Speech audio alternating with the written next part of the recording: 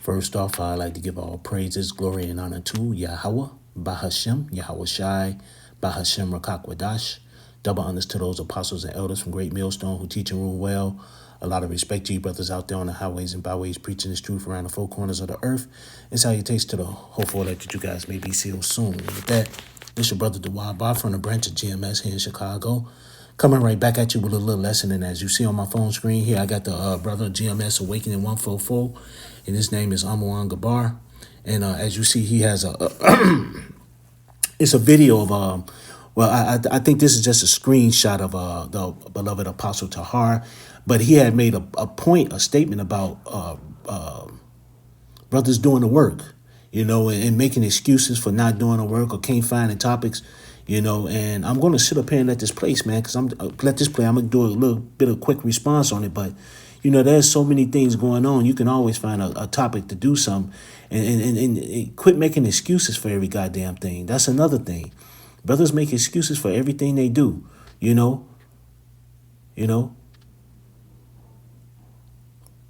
We at the end, man, it's too much going on, man, for you to be making excuses, not doing the work, not doing this, not doing that. We too close to the end, man. Our salvation is right at the goddamn front door. Quit playing around with it. But with that, man, I'm going to sit up here and let this play, and then I'm going to grab a few scriptures. So now, let's come on back. And for you dudes out there, that I ain't got a topic to go to. You ain't did a video in 3 months. I ain't got no topic. Guess what? You gonna be part of the next topic, nigga, when the Most High pushes your ass out. And there's a spurt of guys in the main camp that's leaving. One brother just left. He just left. He just fucking left. Fuck it. He been in this thing from the beginning. Spent 15 plus years in this thing and just left. Guess what? He gonna get a chip. He gonna get a chip. If you leave, if you turn your back on this chip, if you turn this, I got chips on the brain. not literally. If you turn your back on this truth, you're gonna get a chip. So let's come on back. So there you go, man. So I'm gonna sit up here and I'm gonna end it right there. I just want to play that part just so I can get some scriptures on it, man. So where do I want to start, man? There's many scriptures you can just start off with. I'm gonna go first. Scripture I'm gonna start off with. I love this scripture a lot. I talk about it. I use it quite a bit. This is 1 Timothy chapter 4 and verse 11. These things command and teach.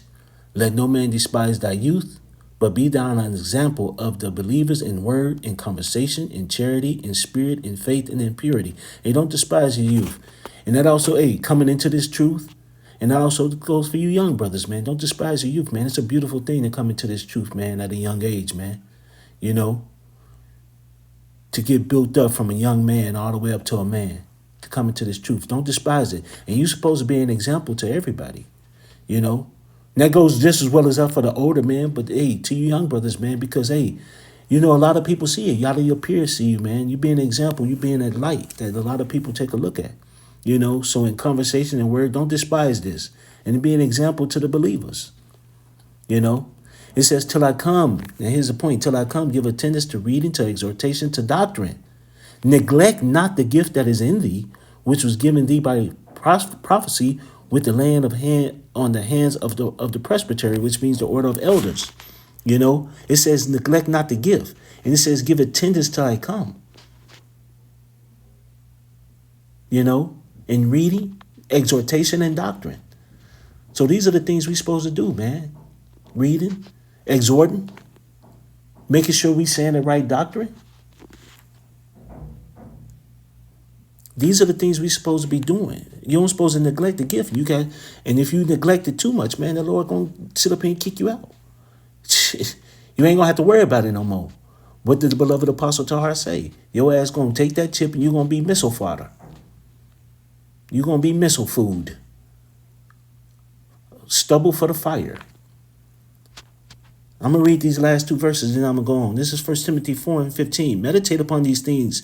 Give thyself wholly to them, that they profit may appear to all. Hey, when you give yourself wholly to them, people see the man that you are. People see how you are, how you move, how you groove, And see, that's another thing. People are upset about that because they don't have it.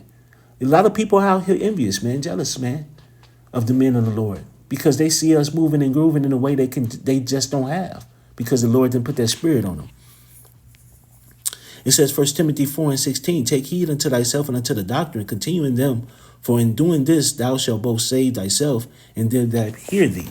You know, and there you go, man.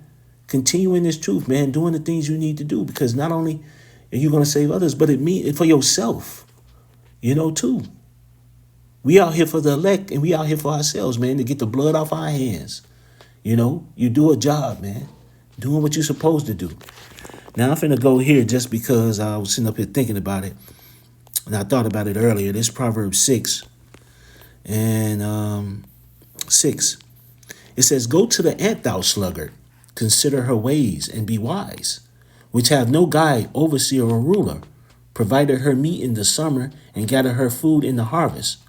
How long wilt thou sleep, O sluggard? When wilt thou arise out of thy sleep? Yet a little sleep, a little slumber, a little folding of hands to sleep.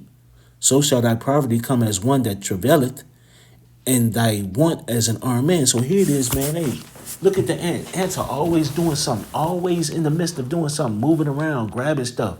I think an ant can lift 50 times its weight, you know. But here it is, they always involved in something, always moving something, always pushing dirt and cleaning up and gathering food and gathering the larvae and gathering the little ants and, you know, the little eggs and putting them and moving them and everything that they do, man. They working. Something that we no matter what, we should be always involved in the ministry one way or another. When we at work, maybe just sitting down reading. When we at home, when we doing lessons, maybe getting off the bus, walking home, we might sit down and meditate, maybe say a little prayer, might even do a lesson, walk into the crib. I do that quite often. Brothers at work, man, when they on their break, they do lessons, man, or read, or look at videos, man. Always being involved in the ministry some type of way. Don't be a sluggard, you know. Don't be lazy. That's why it says go to the ant. Look at what the ant do. Don't have no one telling them what to do. These ants, but just our pure instinct and just what they need, they know they need to do. They doing it. And this is something with us, pure instinct. We know what we have to do when it comes to this truth. And that's the whole point, man.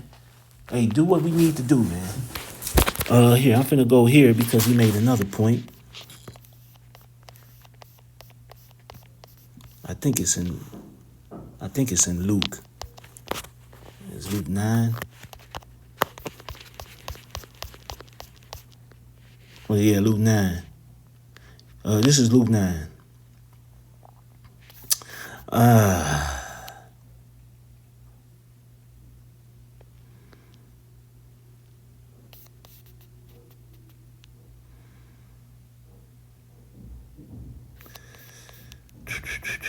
I'm trying to see where I want to sit up here and go. If I just want to, I'm going to start at 59, but the point is in 62.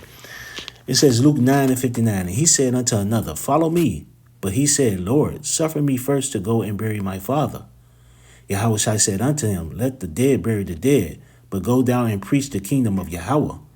And another also said, Lord, I will follow thee, but let me first go bid them farewell, which are at home at my house. And Yahushua said unto him, no man having put his hand to the plow and looking back is fit for the kingdom of Yahweh. So, you know, guys was giving excuses as to why they didn't want to do anything, or why they, you know, okay, I'll do this, I'll do that. Just give me this chance to go do this and go do that. You know, making excuses as to not doing the work or trying to avoid the work, you know.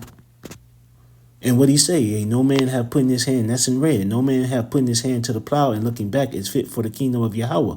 So if you put your hand on the plow and you decide to go back and drop the plow, guess what? You through, you know.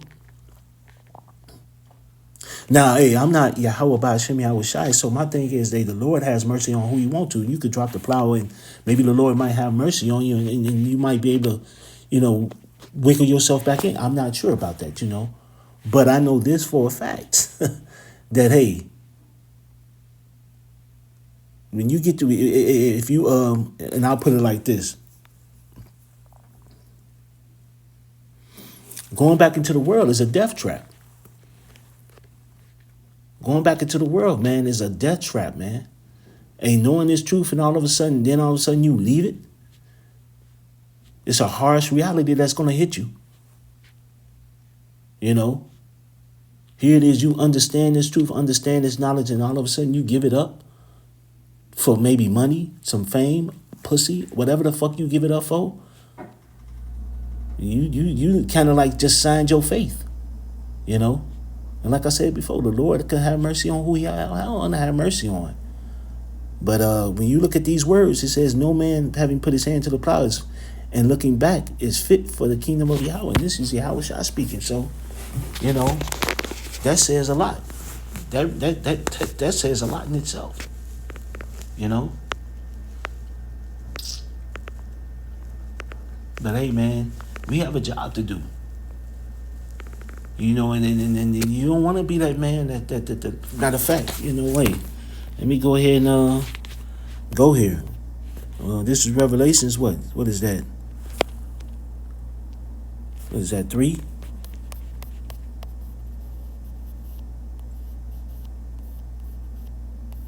Here it is, Revelations 3:15. I know thy works, that thou art neither cold nor hot.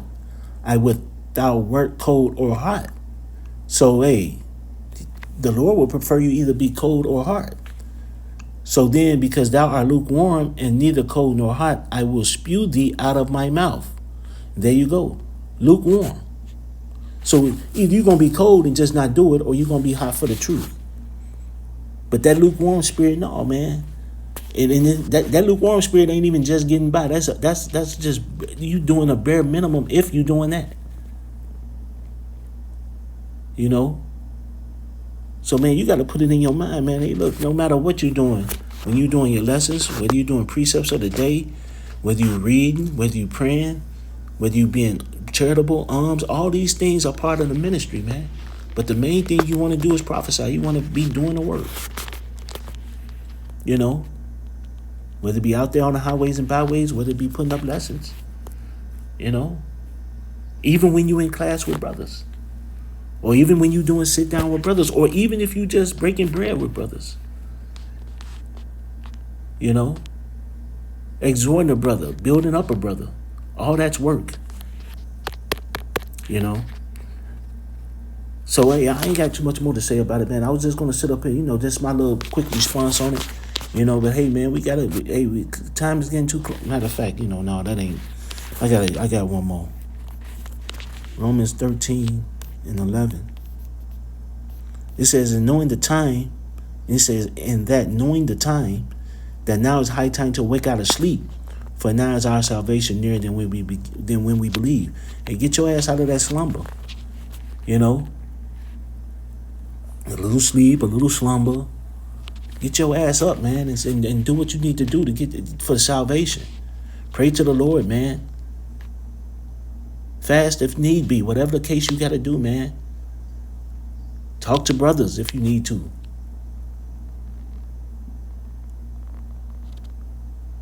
But either way it goes, man, hey, do what you need to do, man, for your salvation. Hey, ain't no plan B, ain't no plan C. The primary plan is Yahweh Ba'Shem Yahweh Shai. That's it.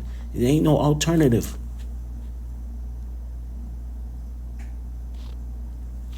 So with that, I'd like to give all praises, glory, and honor to Yahweh Ba'Shem Yahweh Shai, Ba'Hashem Rakakwadash. Salakia, brothers.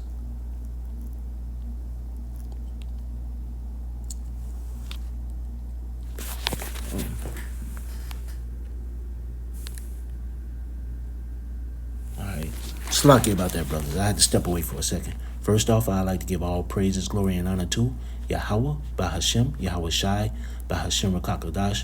Double honors to those apostles and elders from Great Millstone who teach and rule well. A lot of respect to you brothers out there on the highways and byways preaching this truth around the four corners of the earth. And salutations to the hopeful elect that you guys may be sealed soon. And with that, I always say, stay prayed up, brothers. Pray for each other because we almost up out of here. So with that, I'd like to say Kwam Yasharala and the Baba Ball and Anya Habadam Malakim. Shalom.